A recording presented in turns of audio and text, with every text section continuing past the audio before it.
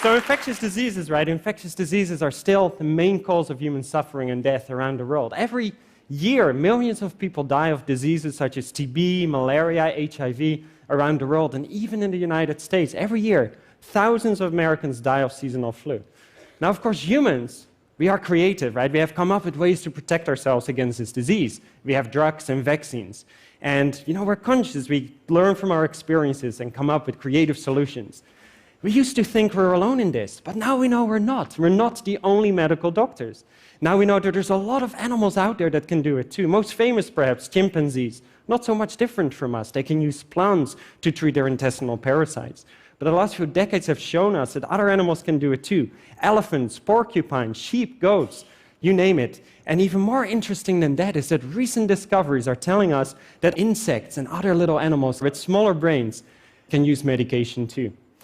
The problem with infectious diseases, as we all know, is that pathogens continue to evolve, and a lot of the drugs that we have developed are losing their efficacy. And therefore, there is this great need to find new ways to discover drugs that we can use against our diseases. Now, I think that we should look at these animals, and we can learn from them how to treat our own diseases. As a biologist, I have been studying monarch butterflies for the last 10 years. Now, monarchs are extremely famous for their spectacular migration from the US and Canada down to Mexico every year, where millions of them come together. But it's not why I started studying them. I study monarchs because they get sick. They get sick like you, they get sick like me. And I think what they do can tell us a lot about drugs that we can develop for humans.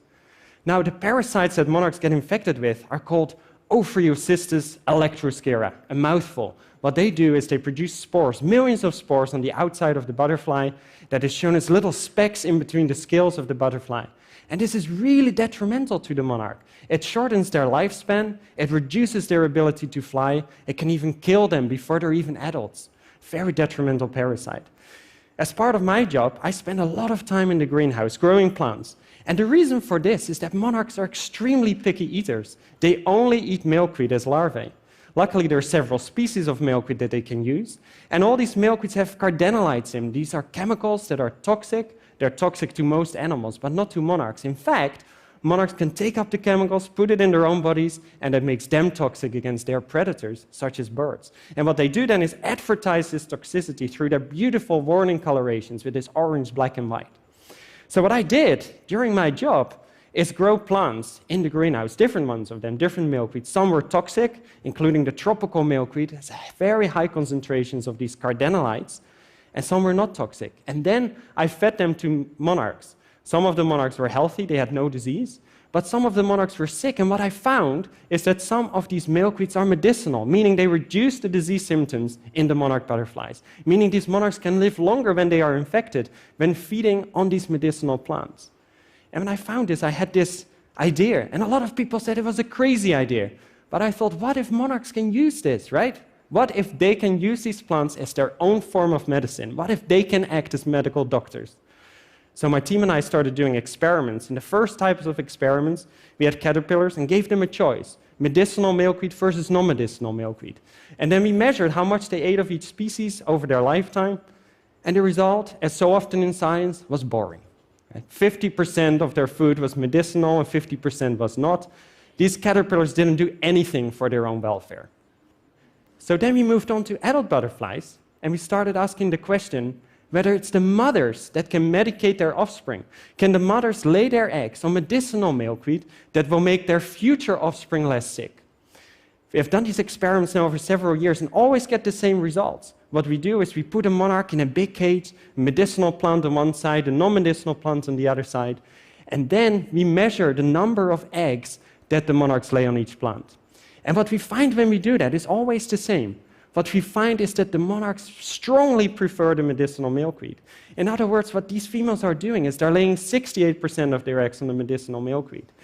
Intriguingly, what they do is they actually transmit the parasites when they're laying the eggs. They cannot prevent this.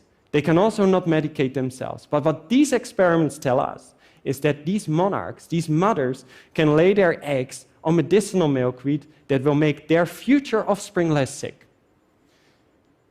Now, this is a really important discovery, I think, not just because it tells us something cool about nature, but also because it may tell us something more about how we should find drugs. Now, these are animals that are very small, and we tend to think of them as very simple. They have tiny little brains, yet they can do this very sophisticated medication. Now, we know that even today, most of our drugs derive from natural products, including plants. And in indigenous cultures, traditional healers often look at animals to find new drugs. In this way, elephants have told us how to treat stomach upset, and porcupines have told people how to treat bloody diarrhea. What I think is important, though, is to move beyond these large-brained mammals and give these guys more credit, these simple animals, these insects that we tend to think of as very, very simple with tiny little brains. The discovery that these animals can also use medication opens up completely new avenues. And I think that maybe one day we will be treating human diseases with drugs that were first discovered by butterflies.